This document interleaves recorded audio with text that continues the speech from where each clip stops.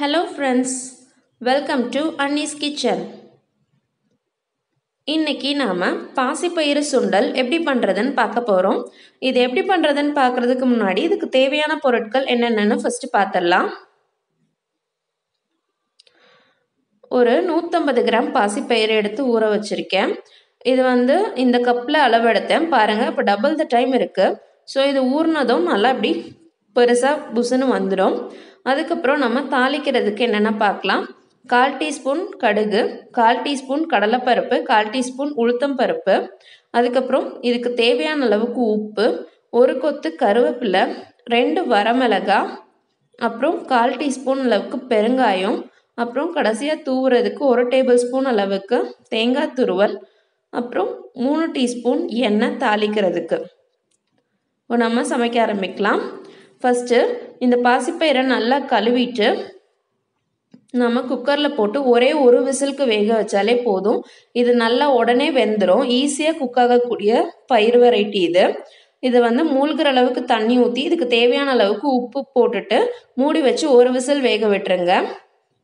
ரொம்ப நிறைய தண்ணி ஊற்றினா தண்ணி ஜாஸ்தி வேஸ்ட்டாக தான் போகும். அதனால் ஜஸ்ட் மூழ்கிற அளவுக்கு மட்டும் ஊற்றுங்க.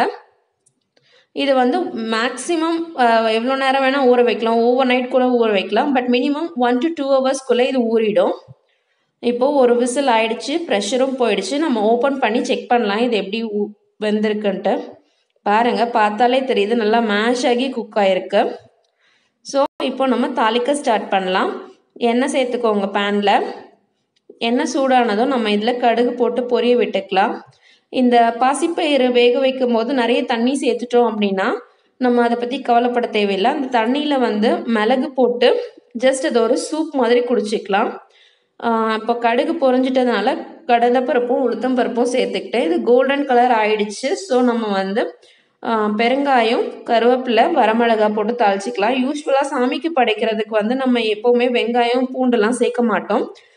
இது நவராத்திரி சுண்டலுக்கு செய்கிறீங்க அப்படின்னா நம்ம இதில் இது போட வேண்டியதில்லை.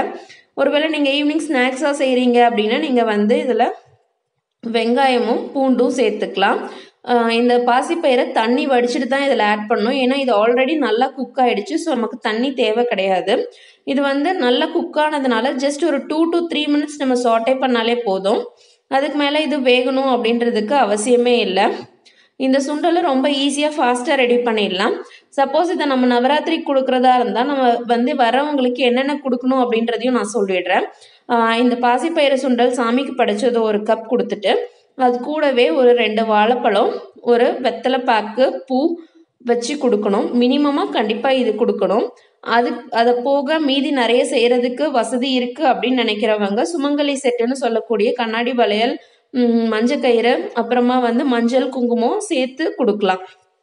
இல்லை அப்படின்னா லாஸ்ட் டே நீங்கள் அடிஷ்னலாக ஒரு ப்ளவுஸ் பிட் கூட வச்சு வரவங்களுக்கு கொடுக்கலாம். அதாவது சுமங்கலி பெண்களுக்கு.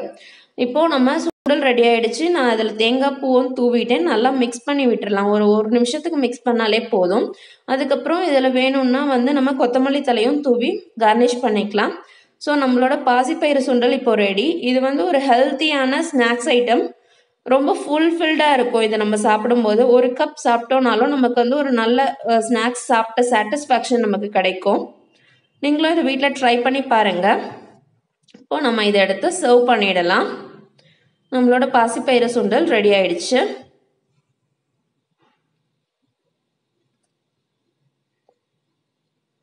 இப்போ நவராத்திரிக்கு வைக்கும்போது பாருங்கள், சுண்டல், 2 வாழைப்பழம், வெத்தலை பாக்கு, பூ வச்சுருக்கேன் நான். இந்த வீடியோ உங்களுக்கு பிடிச்சிருந்துச்சுன்னா எங்களோட வீடியோவை லைக் பண்ணுங்கள், எங்கள் சேனலை சப்ஸ்கிரைப் பண்ணுங்கள், அண்ட் உங்கள் ஃப்ரெண்ட்ஸுக்கும் இந்த வீடியோவை ஷேர் பண்ணுங்கள். Thank you friends.